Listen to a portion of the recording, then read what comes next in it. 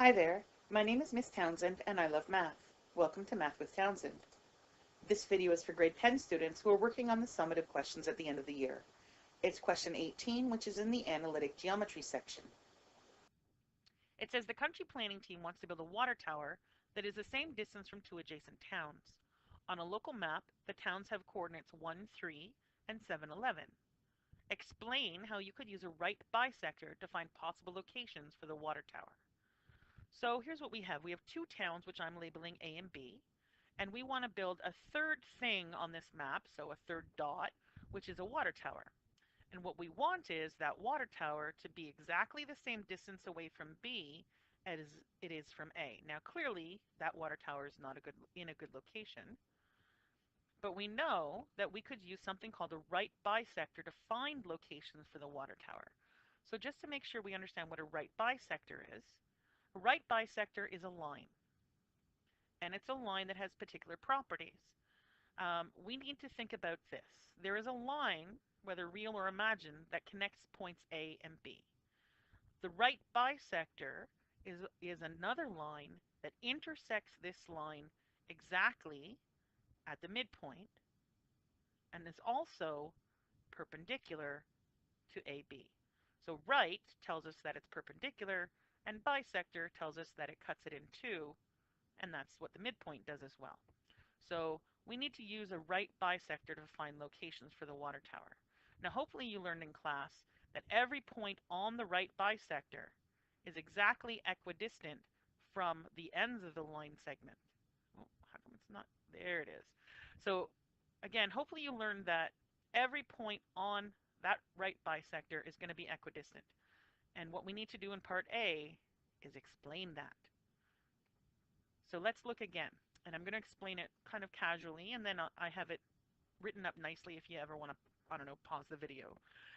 So here we have, again, line segment AB. So what we need to do is we need to find the midpoint of the line segment connecting AB. So there's the midpoint. I've labeled it M, and we know that a midpoint will cut AB into two equal pieces. In other words, it will bisect segment AB. Now we need a line that is perpendicular to AB that passes through M. And this line is the perpendicular bisector. So there's the perpendicular bisector. And again, how can we use this to find where the water tower is? Every point that's on the perpendicular bisector is equidistant from A and B. And let's explain why. So in order to explain why, again, what we're trying to do is show that the distance from P to B and the distance from A to P is exactly the same distance. Oh, those are close enough to straight lines, right? So we need to show that AP is the same distance as BP. And it's actually pretty straightforward if you notice this. I've created two triangles, and I'm coloring them in just so you can see them. There's a blue triangle over here, which we'll call triangle BPM. And there's a green triangle over here, which we will call triangle APM. If we can show that these two triangles are the same triangle, or congruent, then we know that the red line must be the same as the red line, or that AP equals BP. And here's how we do it. We know that both triangles share this line. So they both share line PM. So obviously that's the same length in both triangles. So PM is the same length as PM. Kind of obviously it's the same line. We also know that because the purple line is the perpendicular bisector, that it makes a 90-degree angle in this triangle and a 90-degree angle in this triangle. So they both have a 90-degree angle. Also, because M is the midpoint, we know that MB is the same distance as MA. So MB is the same distance as MA. So by something called side angle side congruency, we know that these two triangles are congruent to each other. And if they're congruent, all sides are the same length and all angles are the same. And since all sides are the same length, I know that BP must be the same as AP. And that's true no matter where I put that point P. So that's the explanation as to how you can use a right bisector to find a water tower location. And the answer is that every single spot on that right bisector will be equidistant from A and B. So it's not just put it at the midpoint, because maybe there's a lake or something there, but anywhere on the right bisector would be an equidistant location from A and B. So what I have here is I have the exact same explanation. It's just written out a lot nicer. So if you wanted to, feel free to pause the video. Let me just quickly go through this again. That we need to consider the line segment that connects A and B. And M is going to be the midpoint of AB, and by definition, M slices AB perfectly in half.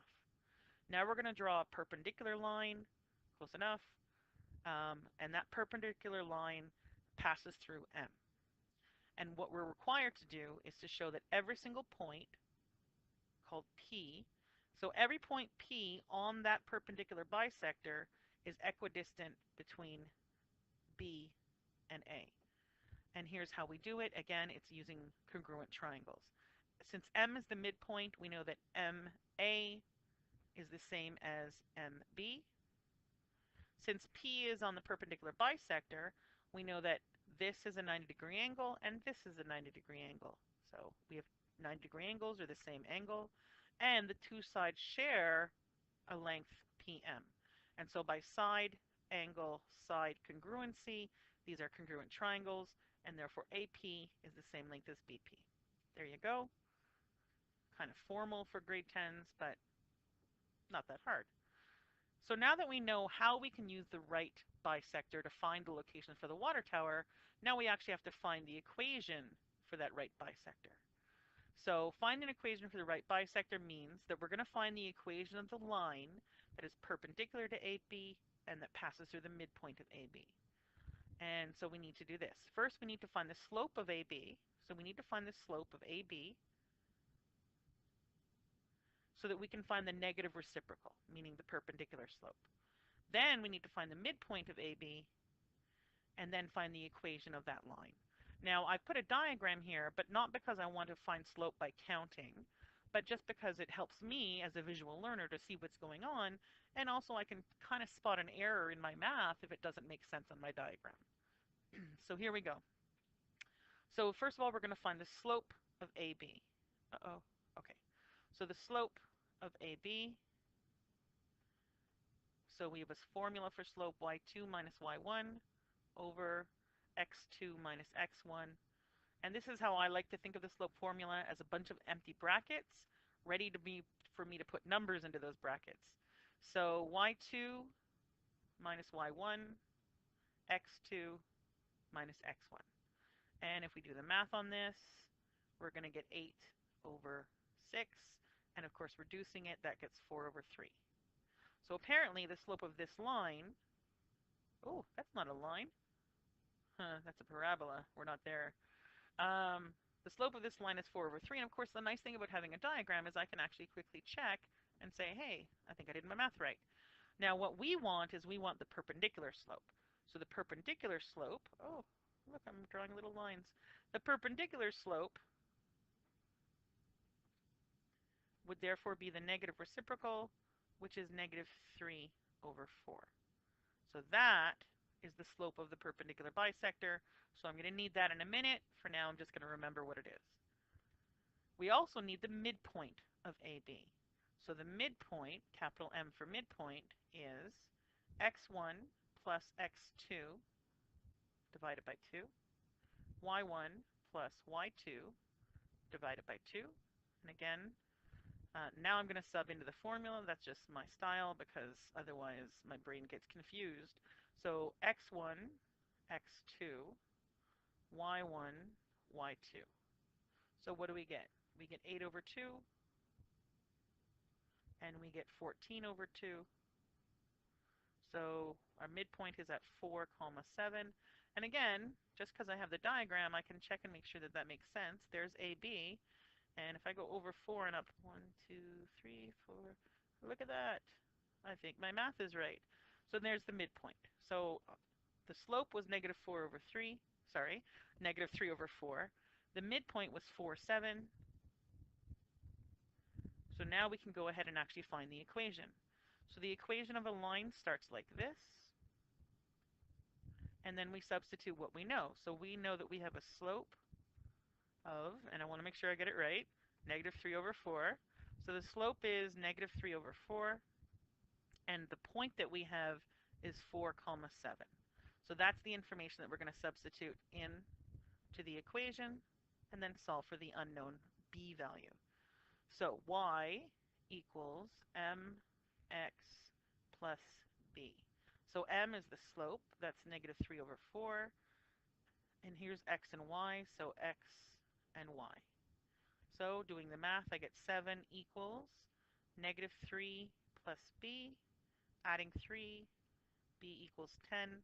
So the equation of the right bisector is y equals negative 3 over 4x plus 10. And again, I'm going to draw it really quickly on my diagram just to make sure that my answer is reasonable. So there's that. And if I did this, I'm cheating a little bit. That looks to be pretty perpendicular. It looks to go through at about a starting point of 10, and it has a slope of down 3 and over 4. Pretty darn close. So there's the equation of my line. Now, of course, it's grade 10, so probably we should put that in standard form. I mean, I certainly love standard form. So let's put it in standard form. What the heck? I don't know if your teacher needs it, but it's always good practice. So it's y equals negative 3 over 4x plus 10. So I'm going to multiply everything by 4 because I don't like having, you're not allowed fractions in standard form.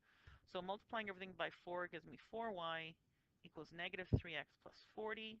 Now I need to move everything to the left in the proper order.